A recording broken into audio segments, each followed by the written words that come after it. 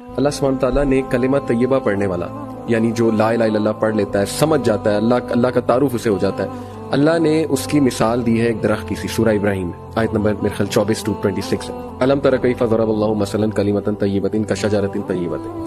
اللہ نے کہا کہ کلمہ طیبہ کی مثال، اور ظاہر ہے کہ اس کے پڑھنے والوں کی بھی مثال، وہ ایک درخت کی سی مانند ہے جس کی جڑیں بہت مضبوط ہیں، اصلھا ثابت وفرعھا فی السماء، اور اس کی شاخیں آسمان کی بلندیوں کو چھو رہی، اور producing fruit, giving its fruit at all times, اور وہ پھل دے رہا ہے وہ درخت۔ تو یہ اتنا زرخیز درخت ہے نا، یہ جو امید اور یہ جو اللہ کے تعارف کا کانسیپٹ ہے، یعنی the strength it gives you کہ who is اللہ، یقین کریں کہ اس سے انسان وہ درخت کی مانند بن جاتا ہے جس پہ ہر وقت ہی بہار ہے، اور جو مرضی ہو جائے، اس کے پتے جھڑ جائیں، اس کی شاخیں ٹوٹ جائیں، لیکن وہ اپنی جگہ سے نہیں ہلتا، and that is the strong عقیدہ I believe۔ تو یہ جو نعمت ہے نا، توحید کی نعمت، یہ پھر مسلمان ہی اندازہ لگا سکتے ہیں۔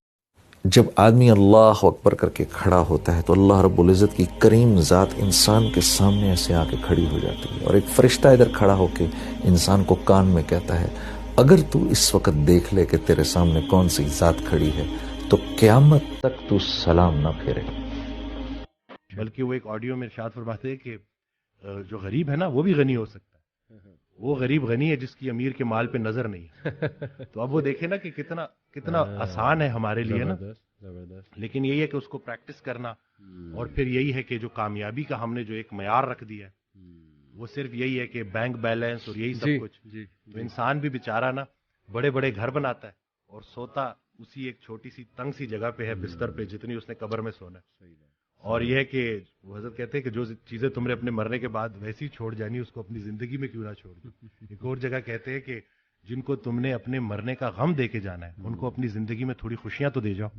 اگر دکھ اور غم بری بات ہوتی تو نبیوں کو کبھی نہ ہوتا، یہ بات یاد رکھیں۔ ہر نبی غم سے گزرا، ہر نبی غم سے گزرا، ہر نبی مشکل سے گزرا۔ اس سے گھبرانا نہیں آپ نے، یہ اللہ درجات بلند کرتا ہے آپ کے۔ ہم سے بڑے گناہ ہوتے ہیں، پھر اللہ تعالیٰ جو ہے وہ ان کا کفارہ یہیں پہ دلوا دیتا ہے مختلف طریقوں سے۔ مشکلات آتی ہیں، ٹیسٹ اور ٹرائلز آتے ہیں، بڑا کچھ آتا ہے، لیکن قیامت والے دن وہ شخص کلین سلیٹ کی طرح آتا ہے۔ حدیث میں آتا ہے کہ قیامت والے دن کچھ لوگ بالکل کلین آئیں گے، ان کا اعمال نامہ صاف ستھرا ہوگا، تو کہا جائے گا یہ وہ لوگ ہیں جن کو دنیا میں بڑی مشکلات فیس کرنا پڑی لیکن صبر کیا انہوں نے اللہ کے فضل سے، اور آج اس نتیجے میں قیامت والے دن کچھ نہیں ہے ان کے اعمال میں، یعنی برائی کچھ نہیں ہے، صرف ان کے اعمال میں اچھائی ہے۔ تو یہ مشکلات کا وبشر الصابرین، کہ بے شک اللہ سبحانہ و تعالیٰ صبر کرنے والوں کو بشارت دیتا ہے۔ امام احمد بن حنبل سفر کر رہے تھے، رات لیٹ ہو گئی، مسجد میں اجازت ہے کہ میں رات یہاں رہ لوں، تو انہوں نے کہا نہیں، آپ یہاں رات نہیں رہ سکتے۔ تو ایک نان بنانے والا گزر آتا، تو انہوں نے کہا آپ کیوں بزرگ کو تنگ کر رہے ہیں، بزرگ آپ میرے پاس آئیں بابا جی، میرے گھر رہ لیں۔ تو وہ جب گھر لے کے گیا تو وہ رات کو نان، وہ تو آٹا گوندتا تھا، آٹا گوند رہا اور کہتا ہے استغفر اللہ استغفر اللہ۔ امام احمد بن حنبل رحمہ اللہ بیٹھے ہوئے ہیں، کہتے ہیں آپ کو اس ذکر نے کبھی زندگی میں فائدہ بھی پہنچایا ہے؟ تو انہوں نے کہا آپ کو میں کیا بتاؤں، تو وہ اپنے پوچھ لیا ہے، پہلے میں غریب تھا، فقیر تھا، جب سے میں ذکر یہ کرنا شروع ہوا ہوں، مال اتنا ہے کہ سنبھالا نہیں جاتا مجھ سے، اور ہر دعا میری اللہ رب العالمین نے قبول کی ہے، بس ایک دعا جو رہ گئی ہے۔ کہتے ہیں وہ کیا؟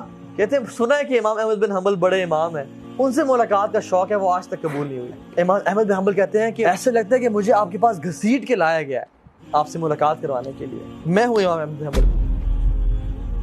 یہ ہے توبہ استغفار کے فائدے۔